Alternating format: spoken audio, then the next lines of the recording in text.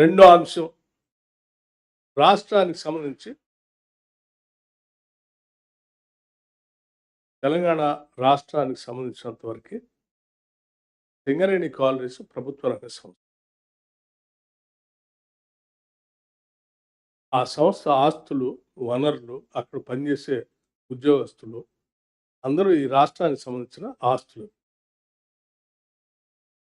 పొద్దు లేస్తే సాయంత్రం దాకా రోజుకు ఒక దగ్గర పోయి సింగరేణి మీద అబద్ధాలు పోగేసి ప్రచారం చేసుకుంటూ పోతా ఉంటారు.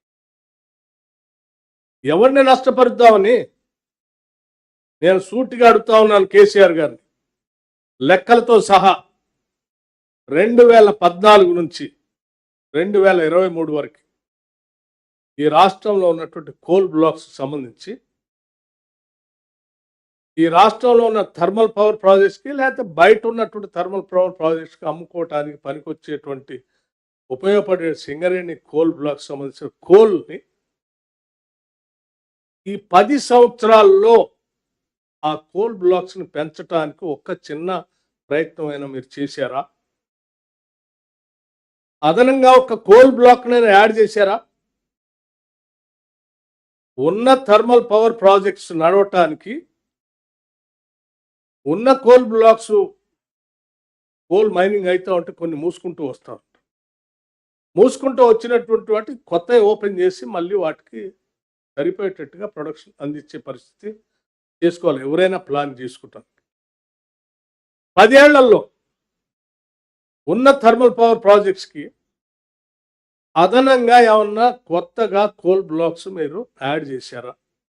10 సంవత్సరాలు చేయలేదు కదా. కానీ కొన్ని బ్లాక్స్ మాత్రం కోల్ అయిపోయి క్లోజ్ చేశారు కదా. కనీసం క్లోజ్ చేసినటువంటి వాటికైనా మీరు ఇంకో కొత్త యాడ్ చేశారంటే చేయలేదు. అవి చేయకపోగా అదనంగా భద్రాద్రి థర్మల్ పవర్ స్టేషన్ని, యాదాద్రి థర్మల్ పవర్ స్టేషన్ని, థర్మల్ ప్రాజెక్ట్ని అయితే మీరు ప్లాన్ చేసి ఉన్న వాటికే మీరు అదనంగా కోల్ బ్లాక్స్ యాడ్ చేయలేదు. 10 ఏళ్లలో కొన్ని మూసేసుకుంటూ వస్తూ ఉంటే మరి కొత్త ప్రాజెక్టులు పెట్టినోడు ఎవడైనా తలకాయ ఉన్నాడు. మినిమం కామన్ సెన్స్ కదా. ఆడ ఒక 4000 మెగావాట్లు, ఏడొక దాదాపు 5,000 పైన అదనంగా థర్మల్ పవర్ ప్రాజెక్టులు యాడ్ చేసి సరే మీరు మొదలుపెట్టిన దానికి మీరు వాటి మధ్యలో ఆగిపోతే అలా వదిలేస్తే భారం అని మేము రోజు నెల రివ్యూ చేస్తే అనేది ప్రొడక్షన్లో తీసుకొచ్చిన దాన్ని ఏమన్నా కోల్ బ్లాక్ అదనంగా మీరు ఏమన్నా సింగరేణి కాలనీస్ ద్వారా దీనికి అటాచ్ చేశారా, యాడ్ చేశారా అంటే చేయలేదే. నేను అడుగుతా ఉన్నాను సూటిగా హరీష్ రావుని, కేటీఆర్ని, కేసీఆర్ని, మీరు రాష్ట్ర ప్రయోజనాల గురించి మాట్లాడే వాళ్ళైతే ఈ థర్మల్ పవర్ ప్రాజెక్ట్స్ కోసం గత కాంగ్రెస్ ప్రభుత్వాలు ఉమ్మడి రాష్ట్రంలో ఏ రకంగా అయితే తెలంగాణలో ఉన్న కోల్ బ్లాక్స్ యాడ్ చేసుకుంటూ వచ్చారో మీరు ఎందుకు చేయలేదు? ఉన్న వాటి కోసం యాడ్ చేయలేదు. పోనీ ఆ భారతీయ జనతా పార్టీ సంబంధించిన కేంద్ర ప్రభుత్వం ఆక్షన్ చేస్తా అంటే ఆ ఆక్షన్లోనైనా పార్టిసిపేట్ చేసి తీసుకొచ్చి యాడ్ చేస్తారంటే అవి చేయలేదు. మరి మీరు ఆక్షన్లో పార్టిసిపేట్ చేసి బ్లాక్ని యాడ్ చేయరు, కొత్త ఓపెన్ చేయరు. అంటే మీ ఉద్దేశం ఏంటి? ఈ థర్మల్ పవర్ ప్రాజెక్ట్స్కి కోల్ అందుబాటులో రావద్దు, కోల్ షార్టేజ్ రావాలా, క్రైసిస్ రావాలా, ఈ థర్మల్ పవర్ ప్రాజెక్ట్స్కి ఇబ్బంది పడదు. ఎందుకు పడాలా? జనరల్గా ఇక్కడ ఉన్నటువంటి ఆక్షన్ చేసిన కోల్ బ్లాక్స్ని మీరు పార్టిసిపేట్ చేసుకుంటే సింగరేణికి వచ్చాయి.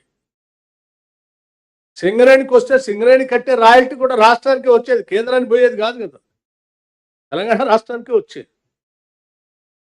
మరి ఆ రాయల్టీ రానికుండా చేస్తే, సింగరేణి కోల్ బ్లాక్ లేకుండా చేస్తే ఎవరికి దక్కేటట్టు చేసినావు?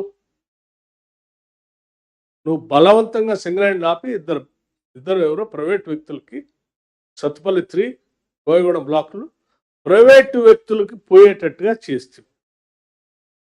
ప్రైవేటు వ్యక్తులకు పోయేటట్టు చేయటం వల్ల ఎవరికి లాభం జరిగింది? ఇది సింగరేణి జరిగిందా, లేకపోతే థర్మల్ పవర్ ప్రాజెక్ట్స్ జరిగిందా? లేకపోతే మీకు సంబంధించిన తెలిసినటువంటి ప్రైవేట్ వ్యక్తులకు మేలు జరిగిందా? ఎవరికి జరిగింది? దాదాపు సత్తుపల్లి 3 ఒక్క దాంట్లోనే 65 మిలియన్ టన్స్ నష్టపోతుంది.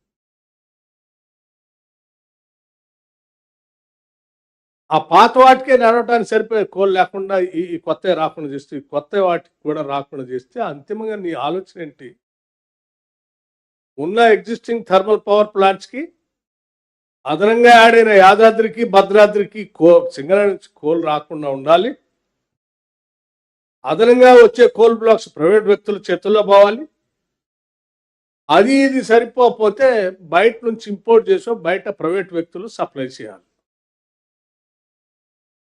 ఈ ప్రైవేట్ వ్యక్తులు సప్లై చేయటం కోసమే కదా ఈ కుట్రంతా.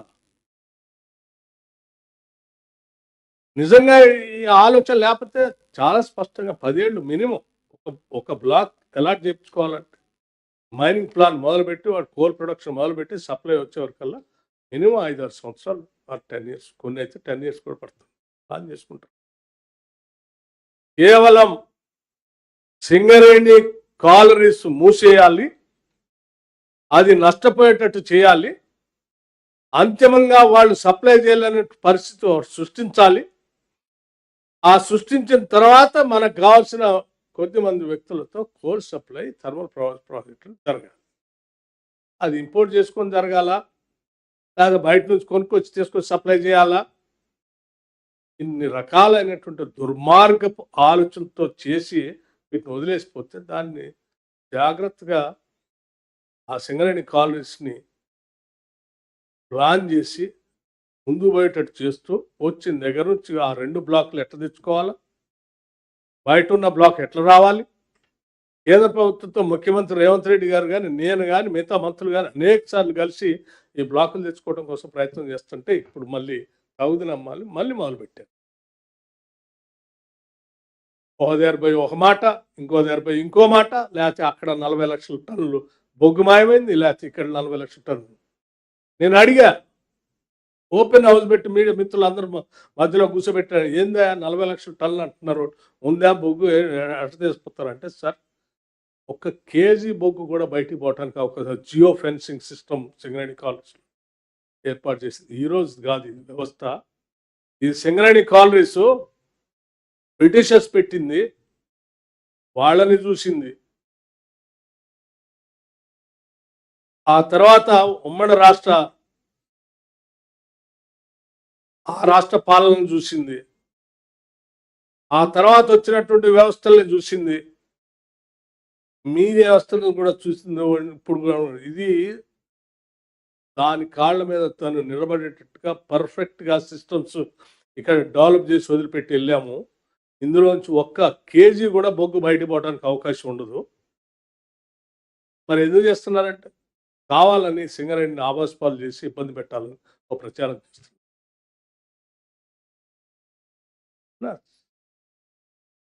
ఈ సొంత బిడ్డ సింగరేణి తెలంగాణ రాష్ట్ర ప్రజల ఆస్తి, 40,000 మంది కార్మికులు దాని మీద పని చేసుకుంటూ పోతా ఉన్నారు. సింగరేణి నష్టపరిస్తే ఎవరికి నష్టం? అంతిమంగా తెలంగాణకు నష్టం. రైట్, మీరు అన్నట్టు నేను చెప్తా ఉన్నాను, కేసీఆర్ కూడా వాళ్ళకు కూడా చెప్తున్నాను. ఆర్థిక పరిస్థితి మీద మీకు పేపర్ ఇచ్చాను నేను. ఆర్బీఐ కట్టింది లెక్కలతో సహా మీకు చూపించాము, బ్యాంకులు కట్టింది. సింగరేణికి సంబంధించి కూడా మీరు 40 లక్షల బొగ్గు మిస్ అయిందని అంటున్నారు కదా, సింగరేణికి కొత్త బ్లాకులు రాకుండా ఎట్లా అడ్డుకున్నారో నేను వాస్తవాలను తెలుసుకొని మీకు చెప్పాను. 40 లక్షల బొగ్గు పోయిందని చెప్తా ఉన్నారు కదా, నేను ఎవరో హరీష్ రావు మాట్లాడుతుంటే అబద్ధాలు ఏదో మాట్లాడతానులే అనుకున్నాను. చివరికి నిన్న కేటీఆర్ కూడా మాట్లాడి రైట్. సింగరేణికి సంబంధించి సింగరేణిలో విజిలెన్స్ డైరెక్టర్ ఉంటాడు. I'm ordering